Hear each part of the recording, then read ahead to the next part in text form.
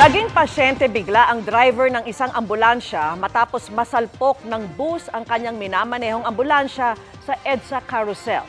Ang nahulikam na aksidente tinutukan ni Mark Salazar. Binabaybay ng RRCG bus ang northbound ng busway sa Camuning, Quezon City nang subukin naman ng ambulansyang pumasok din ng busway. Malapit na masyado para maka-full stop ang bus.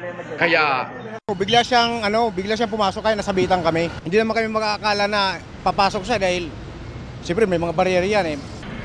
Wasak ang kalahati ng harapan ng ambulansyang mula pa sa Tarlac. Wala naman itong sakay na pasyente, pero tila instant pasyente tuloy ang driver nito na bagamat minor lang ang injury ay dinala pa rin ng mga pulis sa pagamutan.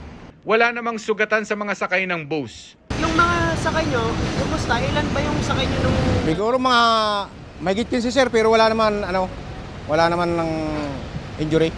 Wala po doon sa unahan, nandito ba na sa gitna. Yun lang.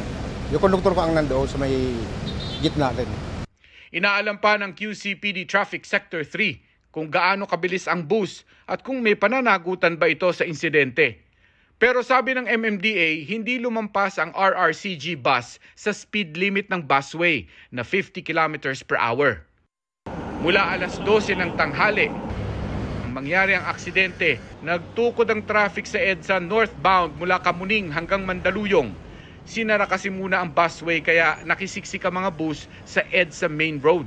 Nagsimula lang gumaan muli ang trapiko nang matanggal na ang bus at ang ambulansya bago mag alas 3 ng hapon.